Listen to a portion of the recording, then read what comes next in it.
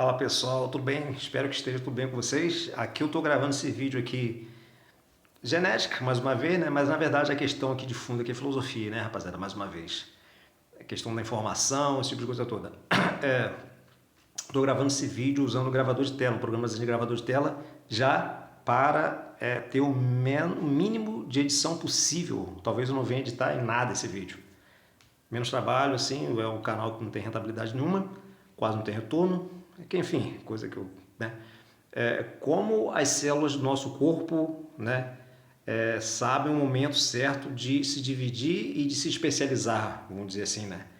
Aquela velha história, todos nós fomos um dia uma única célula, né? A célula que resultou da união do espermatozoide com o óvulo feminino. O espermatozoide nosso pai, o óvulo feminino nossa mãe, juntou, formou uma única célula. Como que essa única célula dá origem a um ser humano? Uma coisa extraordinária, né? Temos aqui, ó. Temos aqui uma imagenzinha aqui, ó, célula tronco, uma célula que pode se tornar qualquer outro tipo de célula, né? Células do intestino, células do músculo, células do sangue, enfim, muitas células aí que surgem a partir de um único tipo de célula, célula tronco, célula ovo inicial, né? Vamos lá, deixa eu botar aqui o texto. É aquilo, cara, vou ler esse texto aqui já exatamente para... Tá aqui ele aqui, ó. Textozinho que eu fiz sem uso de inteligência artificial, né? Texto aqui no modo orgânico, modo antigo, tradicional. Claro que eu pesquisei bastante. Então, como as células do nosso corpo aprendem a usar os genes certos. O corpo de uma pessoa adulta é, em média, formado por cerca de 32 trilhões de células. Em média, né, rapaziada? É muita célula. Tá louco, 32 trilhões. Sendo que são necessárias mais de 200 tipos diferentes delas para formar os tecidos e os órgãos. 300 trilhões de células divididas em grupos de 200 tipos diferentes. Temos, por exemplo, né, os neurônios, as hemácias, os fibroblastos, etc. Fibroblastos. Então, todas as nossas células têm, entretanto, o mesmo material genético, diferindo apenas o modo como cada tipo específico de célula usa esse material genético. O que torna uma célula um tipo diferente de outra é basicamente o modo como ela utiliza seu DNA, né? Então, todas as células têm em comum o fato de terem o mesmo material genético. O que muda entre elas, o que faz com que essas células sejam diferentes e tenham funções diferentes, é o modo como cada uma delas lê o seu próprio DNA. Isso que é extraordinário, né? No interessante universo da genética, temos o NF-κB. Fator, o que quer dizer NF-κB, né? Fator nuclear kappa B, que está escrito em inglês, nuclear factor, né? Nuclear fator kappa B, que aqui vou lhe apresentar brevemente, né? Ele nos ajudará a entender os chamados fatores de transcrição, que são fundamentais para a formação e funcionamento do organismo humano. Quer dizer, nesse lance de diferenciação celular, como que uma única célula dá origem a trilhões de células, sendo dessas trilhões 200 tipos, pelo menos, diferentes de célula, né? Nesse processo, um grupo de moléculas que ajuda a gente a entender esse lance, dessa modificação de uma única célula em vários tipos diferentes, estão os fatores de transcrição.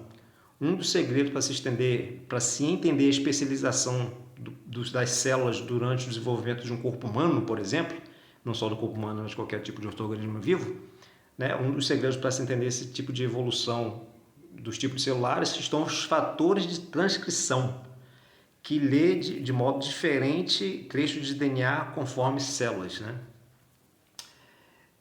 Lembremos antes que transcrição, então,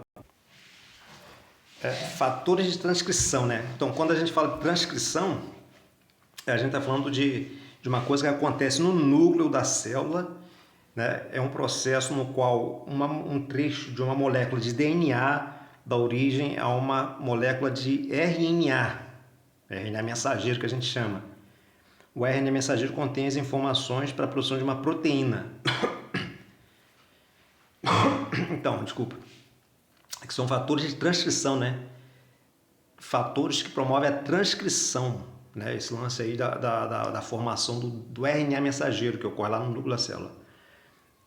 Corresponde, então, está escrito até no texto aqui, ó, transcrição corresponde ao processo de produção de RNA mensageiro a partir de informações contidas no DNA. A transcrição de um trecho do DNA para um RNA mensageiro ocorre no núcleo da célula. Já a produção de uma proteína a partir da mensagem contida no RNA mensageiro geralmente ocorre no citoplasma. O RNA mensageiro é produzido no núcleo da célula, esse RNA mensageiro sai do núcleo da célula, vai para o citoplasma, onde estão os ribossomos lá, essa coisa toda, e produz a proteína propriamente dita, né? Então, um processo de transcrição no núcleo da célula, processo de tradução, que aí sim vai ser produzida a proteína propriamente dita, ocorre no citoplasma, né? Então, esse fator de transcrição que a gente está falando aqui, o NF-κB, é um fator de transcrição que regula. Eu vou fazer várias analogias aqui, né? É um fator de transcrição que regula, quer dizer, ajuda a controlar a expressão de genes associados à resposta imune, inflamações e sobrevivência celular. Então, toda vez que a gente sofre um processo de inflamação ou se o nosso sistema imunológico é ativo de algum modo, por algum motivo, o que acontece nas nossas células? Né? Esse FNKB entra em atividade para produzir uma resposta à inflamação, à invasão ou algum tipo de doença que a gente esteja sofrendo, né? Então, digo que o NF-κB, esse fator de transcrição associado ao sistema imune, né, vamos dizer assim, né? Digo que ele ajuda a controlar os fatores de transcrição porque ele não atua sozinho, ele não trabalha sozinho, mas em equipe com muitos outros genes. Quer dizer, quando a gente tem uma resposta imune, uma resposta a uma inflamação, quando a gente precisa passar por processo de cicatrização, por exemplo, né? Não é só o NF-κB que vai atuar, são várias outras proteínas, mas ele é uma coisa fundamental que vai estar atuando ali para ajudar o organismo a dar uma resposta a essa inflamação, esse organismo invasor, seja lá o que for. Então, desde regulações em sua via de atuação estão fortemente ligadas ao desenvolvimento de câncer e doenças inflamatórias. Desregulações no processo de atuação do FNKB, quando o NF-κB não está trabalhando direito, né? Então, o FNKB costuma estar cronicamente hiperativo, trabalhando muito, né?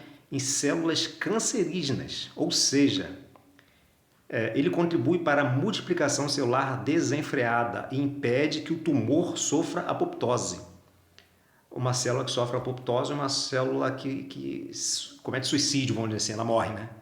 Seria interessante que uma célula cancerígena morresse, né? Mas ela insiste em não morrer, ela continua se multiplicando. Por que uma célula cancerígena se multiplica uma doida sem parar? Que aí é o problema, né?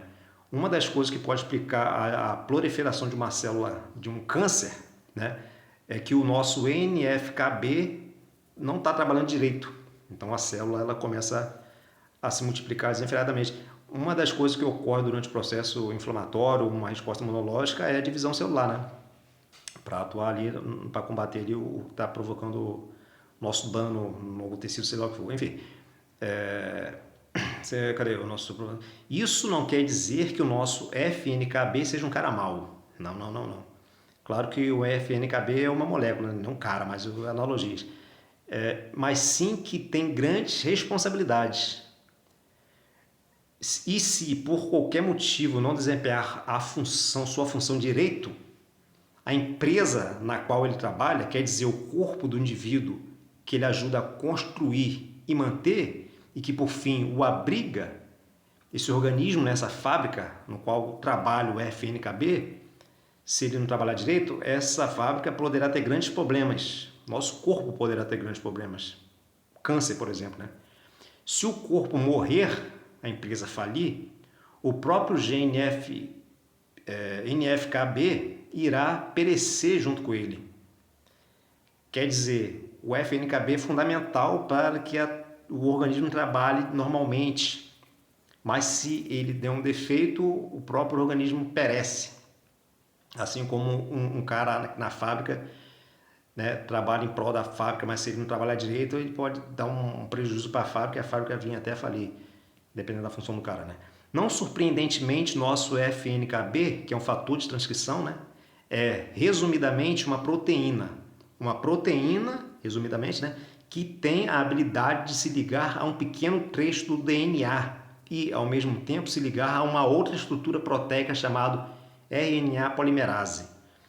Tem a RNA polimerase, que é por si só aquilo que é capaz de ler o DNA e copiar o DNA em uma proteína de RNA mensageiro, né?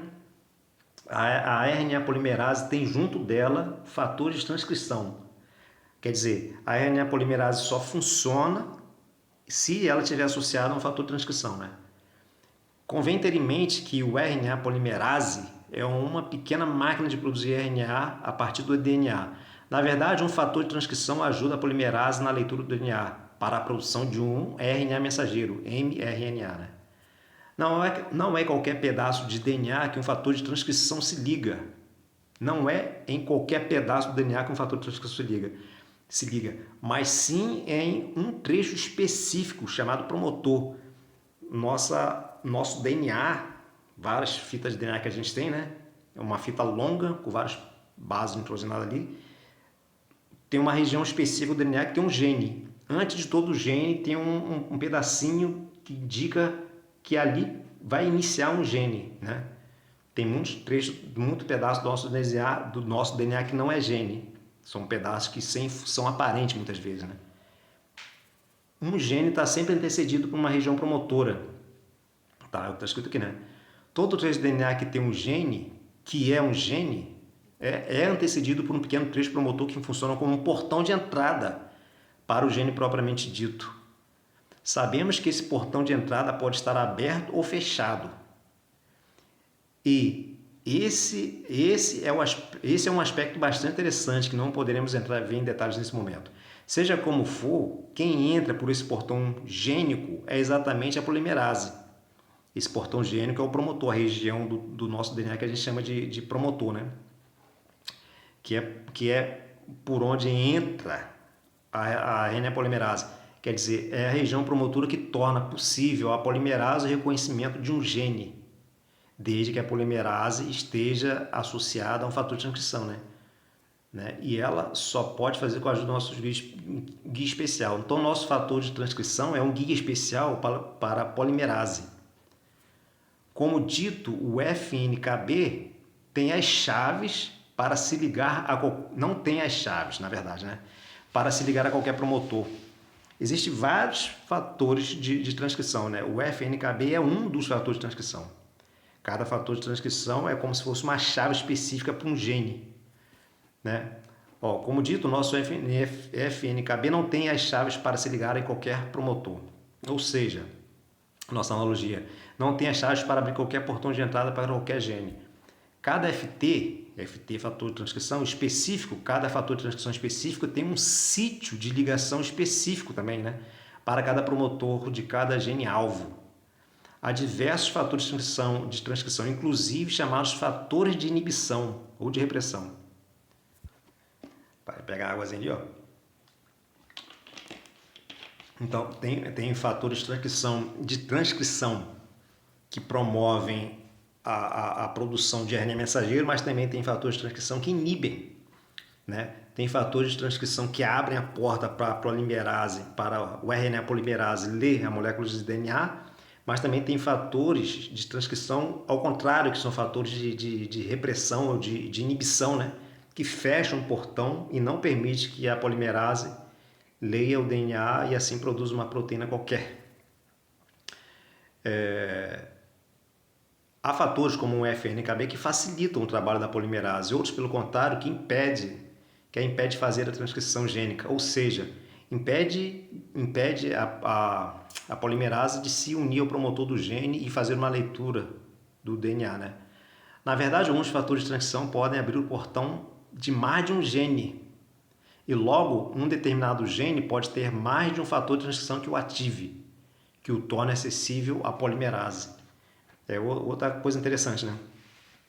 Alguns fatores de transcrição são capazes de reconhecer apenas os promotores de alguns genes, mas tem fatores de transcrição que podem reconhecer fatores de mais de um gene. Fatores, então, que atuam sobre vários genes, vamos dizer assim, ativando ou desativando vários genes diferentes, né?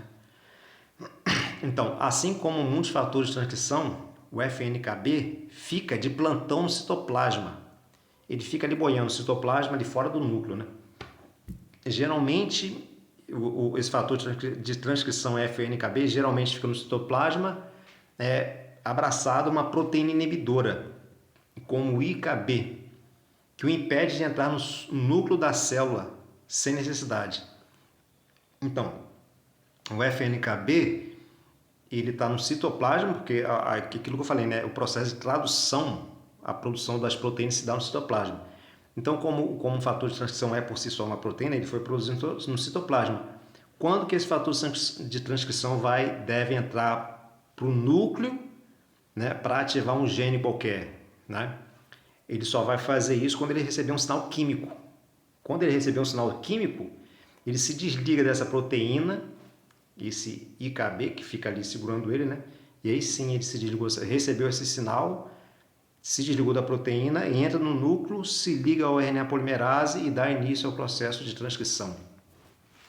Então, quando a célula é exposta a estressores ou agentes infecciosos, como vândalos que tentam invadir uma fábrica, como por exemplo um vírus, uma bactéria, essas proteínas inibidoras são degradadas, é o sinal químico que eu falei, né? Deixando o fator de transcrição livre para ir desempenhar sua função no núcleo da célula. Ativar a transcrição de alguns genes específicos que produzirão as armas necessárias para combater os agentes infecciosos. Né? Não sei se está ficando claro aí. Como um fator de transcrição é uma proteína, já estou até me repetindo aqui, né?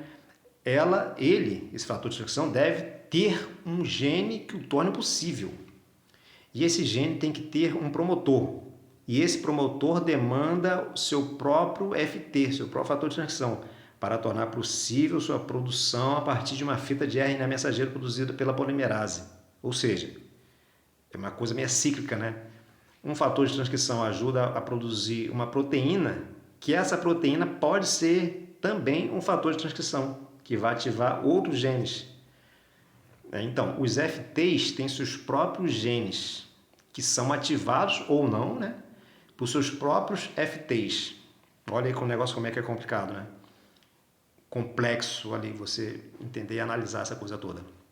Então, os fatores de transcrição, regulam a transcrição um dos outros. Né?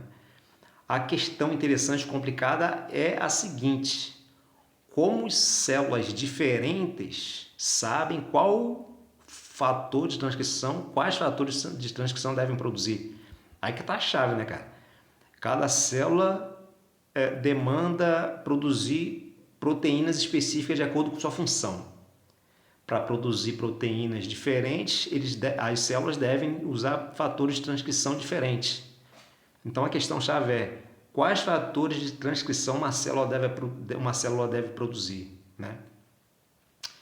Não sei se essa pergunta pode ser respondida com a precisão ambicionada pelos biólogos, pois trata-se de uma complexa rede de regulação que orquestra a atividade de cerca de 24 mil genes, no caso da espécie humana. A gente tem 24 mil genes. Quais genes devem ser ativados ou não em cada célula diferente? Quem vai orquestrar basicamente isso são os fatores de transcrição, né? Os fatores de transcrição regulam a atividade um dos outros. Há uma resposta de como que a célula decide quais fatores de transcrição deve produzir, né? Há uma resposta em um artigo da Khan Academy. Olha, uma boa resposta, porém evasiva e informativa ao mesmo tempo. Eis a resposta. O conjunto dos fatores de transcrição produzidos em qualquer tipo de célula é o resultado de uma longa série de eventos moleculares que podem ser rastreados de volta até as origens do organismo como uma única célula. Ou seja, tudo isso está sendo definido lá na célula ovo. Todo organismo, quando é uma única célula, né, tem sinais químicos que já estão ali meio que dividindo aquela célula ali que vai se dividindo uma reação em cadeia e cada grupo de células já sabe mais ou menos o que vai fazer, uma coisa muito louca.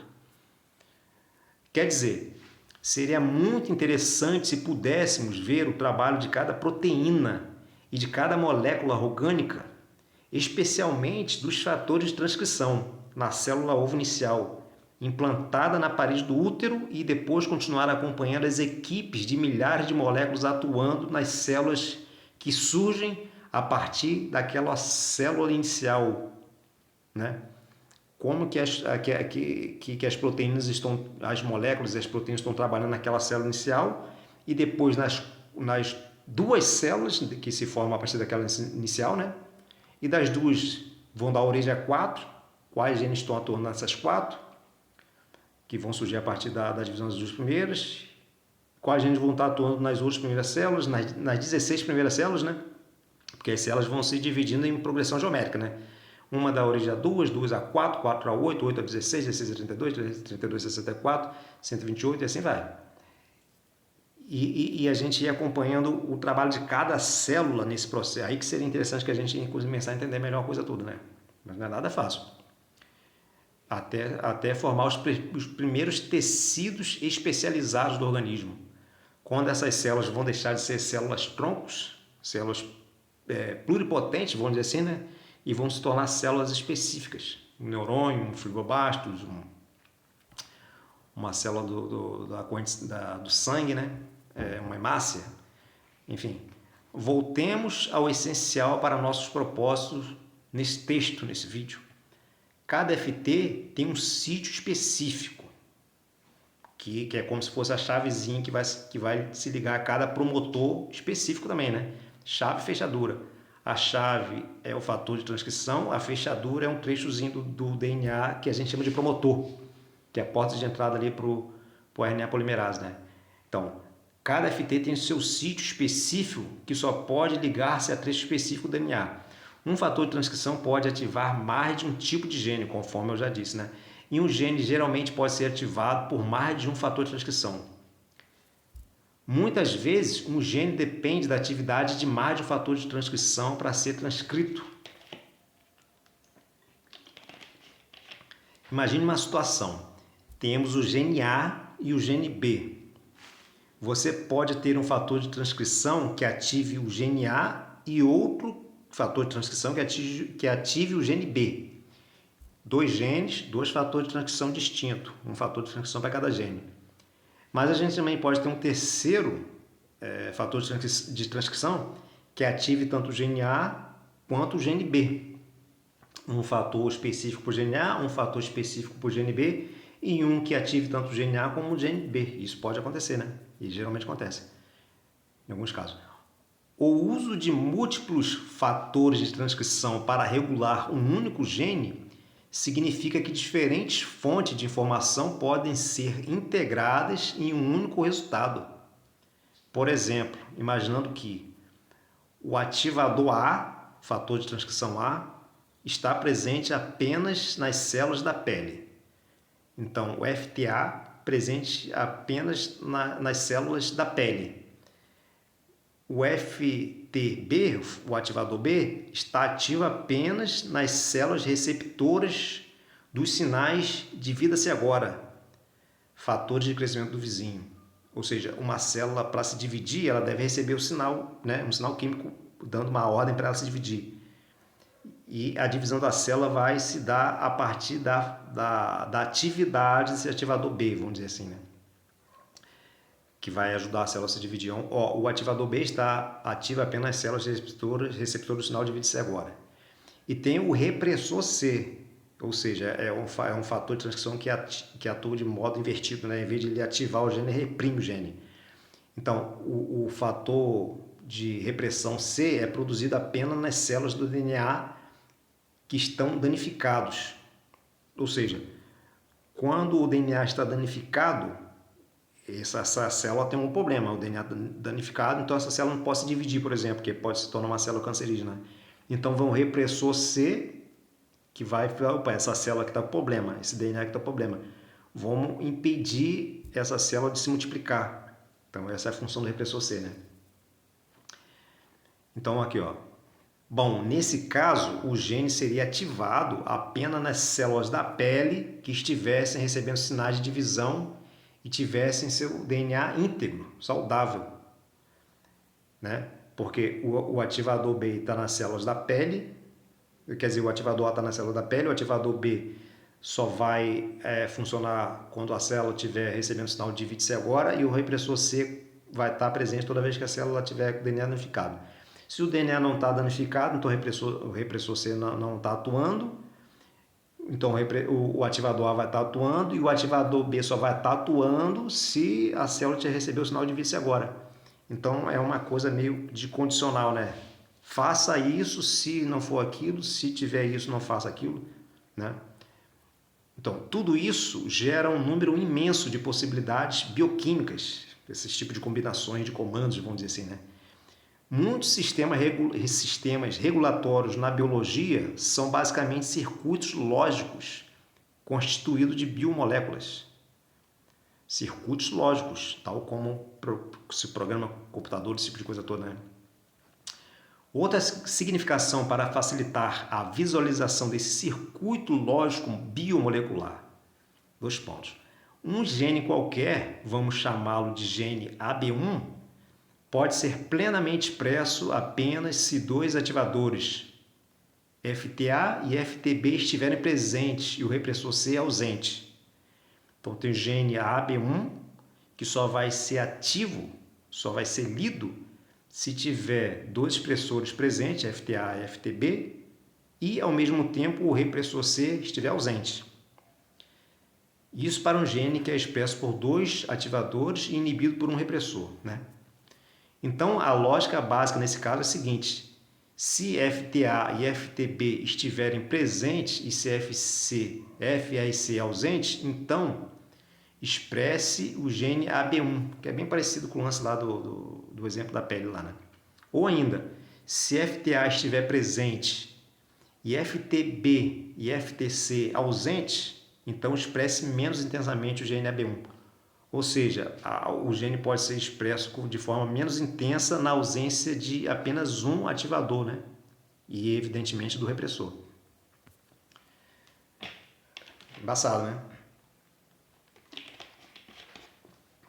Então, há um gene para a inflamação, mas ele não deve estar ativo o tempo todo.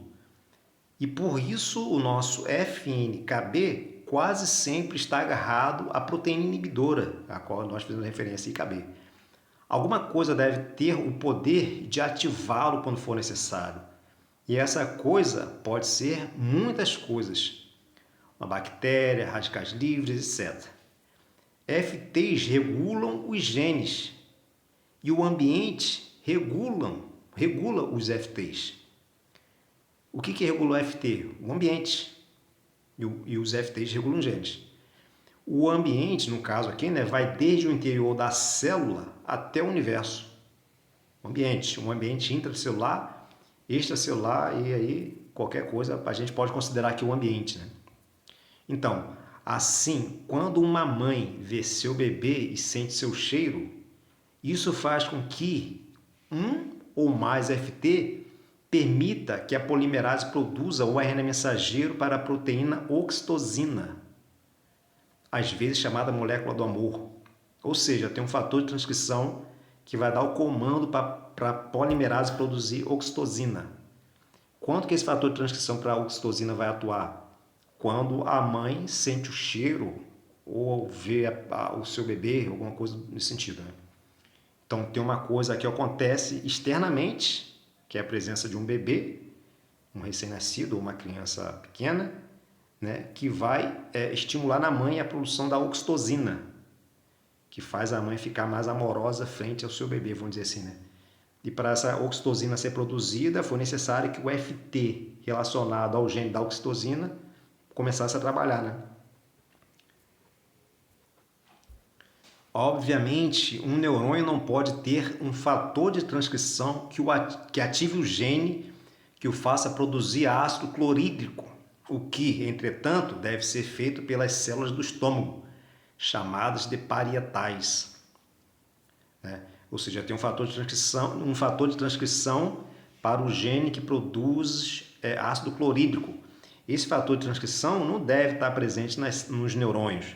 Esse fator de transcrição deve estar presente nas células parietais do estômago, que essas células sim devem produzir o ácido clorídrico para a digestão dos alimentos e morte de germes ruins, né?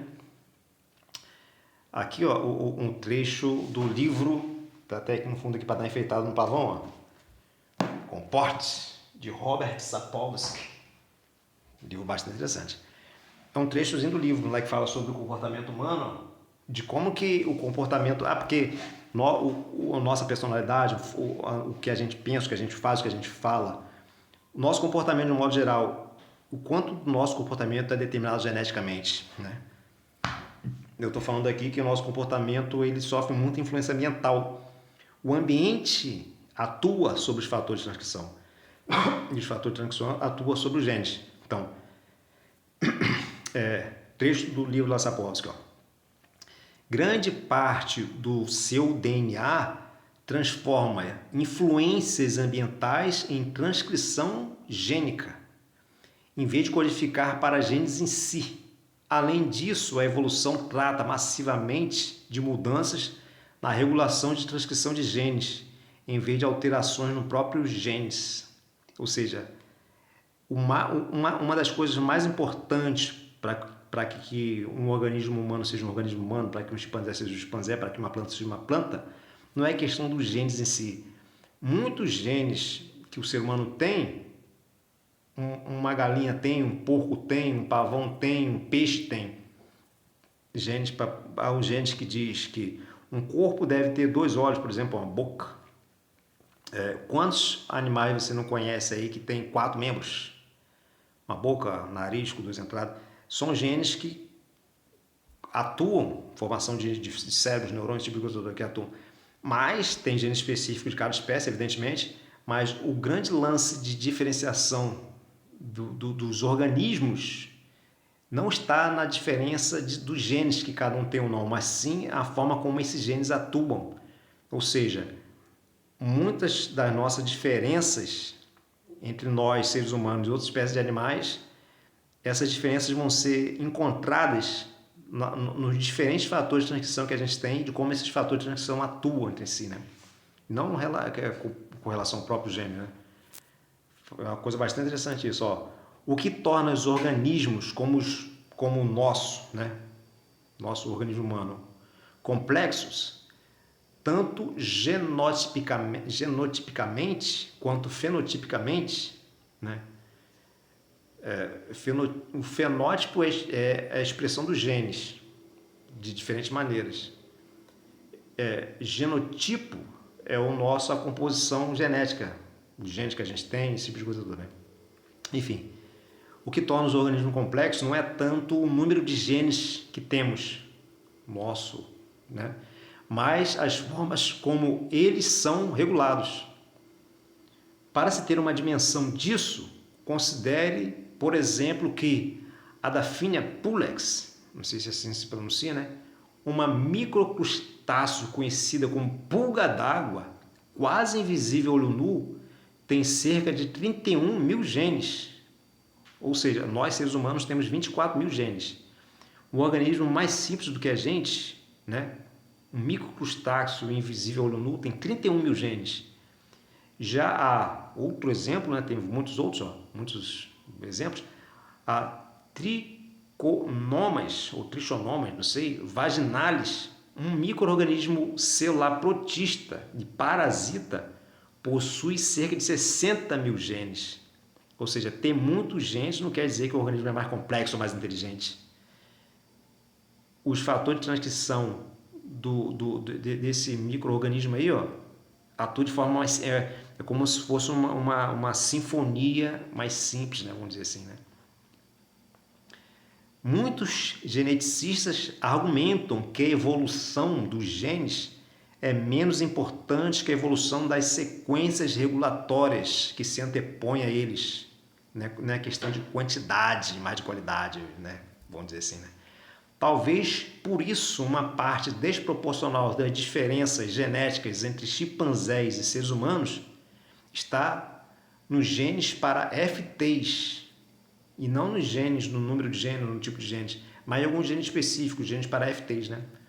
Obviamente são os FTs que oferecem as melhores explicações para as diferenças existentes entre gêmeos univitelinos geneticamente idênticos, né? Uma outra coisa, né? Genes geneticamente idênticos podem apresentar grandes diferenças entre si, comportamental e até um pouquinho física, vamos dizer assim, né? Como isso é possível? Então, isso é possível porque em cada gêmeo, por mais que eles sejam geneticamente idênticos, vamos dizer assim, né? Questões ambientais faz com que fatores de transcrição atuem de modo diferente em cada um deles, né? Uma coisa bastante interessante. Não sei se deu para entender.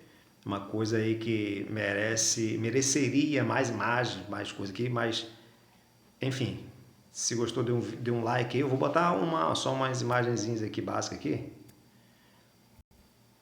O vídeo dá 36 minutos já. A célula, o núcleozinho de azul, o núcleo ali é os cromossomos, né? Onde está várias fitas de DNA, o cromossomo em si, as estonas, o DNA está enrolado nas estonas e o material genético.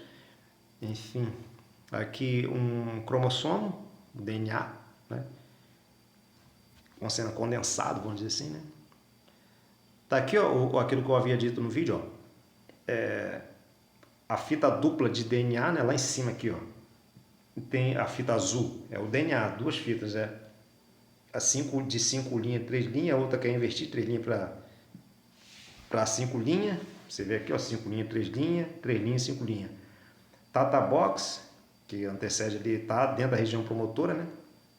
Aqui start point, ó, o ponto de início de leitura do gene. E lá, ó, o gene propriamente dito, né? Aqui embaixo, na segunda fita de DNA aqui, ó, fator de transcrição, a bolinha de azul ali, ó, que se liga ao data box lá, a promotora, né, que antecede a região promotora, adjacente à região promotora propriamente dita.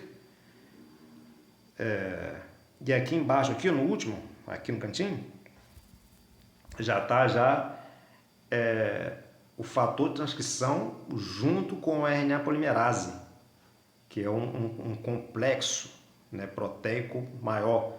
Tem várias moléculas ali, ó, moléculas de RNA, né, RNA polimerase, que é a mistura de moléculas de RNA com proteínas.